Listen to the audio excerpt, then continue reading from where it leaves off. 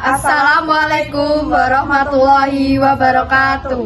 Perkenalkan, nama saya Nindiana Sukmadewi dan rekan saya Nesa Arseti Masaro. Untuk memenuhi tugas sosiologi, kami mengambil kelompok sosial yaitu organisasi ibu-ibu PKK. Di sini kita akan memanggil narasumber yaitu dari ibu-ibu PKK Desa Kopen. Oke, di sini kami sudah bersama dengan narasumber kami. Mohon perkenalan, Bu. Ya, nama saya Ibu Indah dari PKK Desa Kopen, Kecamatan Jatipurno. Saya sebagai sekretaris 2. Demikian. Terima kasih. Sekarang lanjut dengan pertanyaan. Manfaat atau fungsi adanya organisasi ibu PKK itu apa saja ya, Bu? Itu manfaatnya banyak sekali, Mbak, karena PKK itu mencakup ada 10 program PKK ya, yaitu menyangkut cara mendidik anak, terus cara berpakaian, terus cara mengembangkan PKK itu menjadi bermanfaat, misalnya menanam apa di pekarangan rumah gitu, Mbak. Baik, yang kedua, dampak apa sih yang terjadi dengan adanya organisasi ibu-ibu PKK ini, Bu?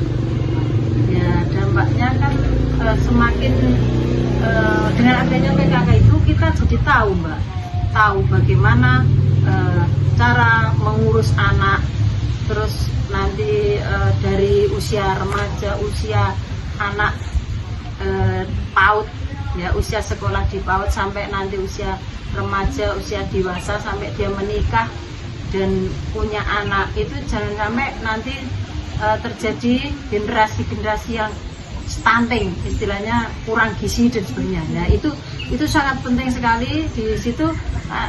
PKK ditekankan di situ. Jadi untuk mengatasi stunting itu tadi, jadi digalakkan, disosialisasikan di mana-mana.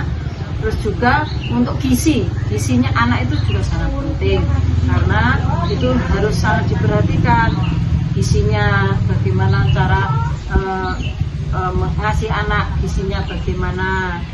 Terus ada lagi cara berpakaian kita itu sehari-hari bagaimana, terus pergaulan kita. Nah, anak-anak remaja itu kan sekarang kan banyak karena HP itu, jadi pergaulannya kan semakin bebas ya. Kalau nanti orang tua tidak memantau, tidak ngasih memantau kepada anak bagaimana nanti ke depannya gitu loh. Jadi mental dan pendidikan fisik itu juga penting bagi anak-anak. Terus terutama pendidikan agama. Ya, agama itu sangat penting, menanamkan anak tentang beribadah itu sangat penting. Jadi orang tua harus ngasih contoh, memberi contoh kepada anak untuk beribadah setiap hari dan tutur kata, berkata kepada orang lain, unggah-ungguh istilahnya. Sekarang kan banyak anak-anak yang tidak tahu unggah-ungguh, tidak tahu sopan santun lah istilahnya. Kadang nek lewat dengan orang tua tidak tanya, kadang hanya lewat saja. Nah, itu peran orang tua harus mengingatkan di situ. Dek, ini jangan seperti ini ada orang tua, harus tanya, harus izin, monggo Bu, monggo Pak, gitu. Seperti itu. Sudah cukup. Pertanyaan selanjutnya itu, apa yang menjadikan PKK menjadi pendorong kesejahteraan warga? Ya, PKK itu menjadi pendorong kesejahteraan warga karena kan semua informasi yang dari atas itu, program-program pemerintah itu kan juga dilewatkan sama ibu-ibu, terutama ibu-ibu PKK. Nah, itu kan sasarannya malah ke bawah, malah ke individu-individu ibu-ibu itu sendiri. Jadi malah lebih mudah untuk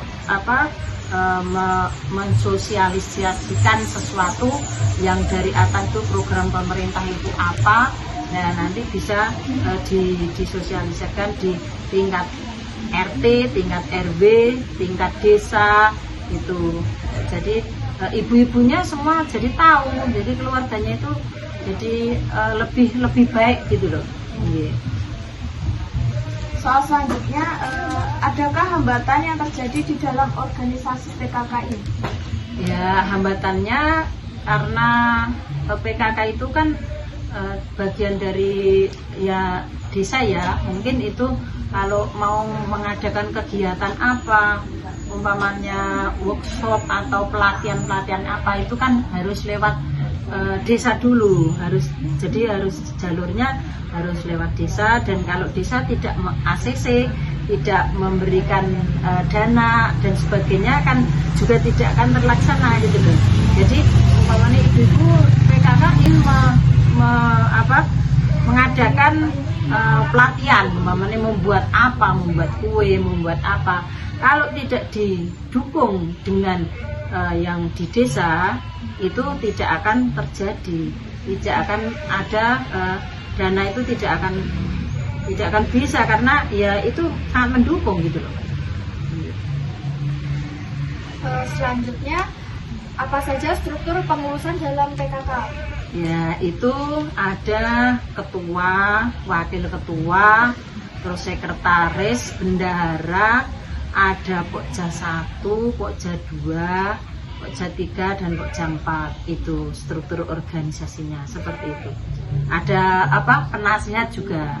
Penasihatnya kan mesti Bapak Kepala Desa ya, kalau di tingkat desa itu. Lalu apa saja sih struktur kepengurusan di dalam organisasi ini sendiri? Ya, kalau ketua itu kan ya yang mengetuai lah. Nanti kalau ada pertemuan di sana itu kan ketua dulu yang menugaskan anak buahnya atau dari sekretaris, bendahara, dan bocah-bocah itu. Mungkin tugasnya juga kalau ada tugas dari atas itu Pokja 1 ini kegiatannya ini, Pokja 2 membuat ini, Pokja 3 ini, selanjutnya seperti itu. Jadi organisasi itu ya sangat membantu, jadi saling membantu. Itu juga nanti laporannya juga ada laporannya tiap bulan, tiap 3 bulan sekali dan 6 bulan sekali itu ada gitu. Oke, selanjutnya tugas masing-masing dari pengurus organisasi itu apa saja ya? Ya, kalau ketua itu tugasnya juga menyusun rencana, program kerja, terus pelaksanaan program PKK itu, dan memimpin setiap pertemuan itu kan dipimpin oleh ibu ketua gitu. Terus kalau wakil ketua itu kan membantu ibu ketua. Kalau ketuanya umpamanya tidak hadir, berhalangan hadir, itu bisa ibu wakil ketua. Seandainya ada tugas di sana, terus ibu ketuanya tidak bisa ngasih memimpin rapat atau apa, nanti bisa diganti oleh wakil ketuanya gitu. Terus kalau sekretaris itu mencatat semua hasil rapat, notulen dan sebagainya, itu semua dicatat oleh sekretaris ya. Dan nanti disusun terus menyampaikan serta bertanggung jawab kepada tulisannya itu, yang ditulis itu nanti disampaikan ke pertemuan di desa atau di dusun selanjutnya. Terus kalau bendahara itu mengelola semua administrasi yang berhubungan dengan keuangan. Jadi setiap apa yang masuk di dalam ada keuangan itu yang pegang adalah bendahara, dan mengeluarkan uang sesuai dengan prosedur serta ketentuan yang pembendaharaan itu tadi ya, seperti itu. Terus kalau Pokja 1 itu tentang P4 ya, itu nanti juga kerjasama dengan Pokja 2, Pokja 3, Pokja 4. Itu tidak bisa berdiri sendiri-sendiri, karena walaupun itu maksudnya itu ada di bidang P4 atau gotong royong, nanti juga semua membantu jadi satu gitu. Terus kalau Pokja 2 itu bagian pendidikan ya, pendidikan itu juga nanti yang ngasih apa, nanti juga dibantu oleh yang lain, jadi kita saling membantu, saling mengisi, saling melengkapi gitu. Terus nanti Pokja 3 itu tentang sandang ya, nanti umpamanya mau ada apa, ada acara apa gitu, nanti bisa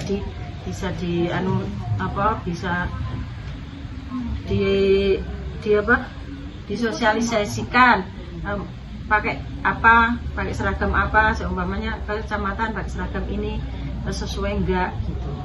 Kalau mau ke sana, ke kantor dan sebagainya, kalau mau itu apa, kumpulan dan sebagainya, itu harus sesuai dengan apa yang dipakai. Nah, kalau mau ke pasar dan sebagainya itu harus sesuai dengan yang dipakai, itu harus kelihatan sopan lah, harus ada tempatnya. Kalau umpamanya baju tidur untuk ke pasar, untuk kemana-mana kan tidak boleh, seharusnya yang sopan dan yang bisa diterapkan itu di mana dan bagaimana.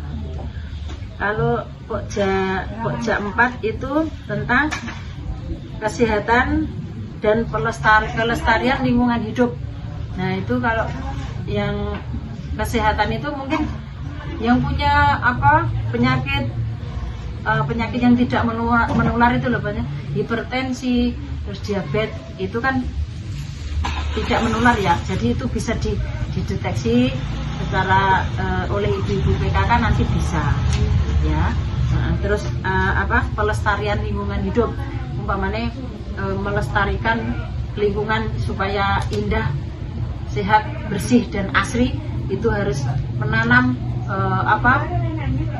tumbuh-tumbuhan seperti bunga-bunga atau tanaman-tanaman yang bisa dimanfaatkan kalau di rumah tangga.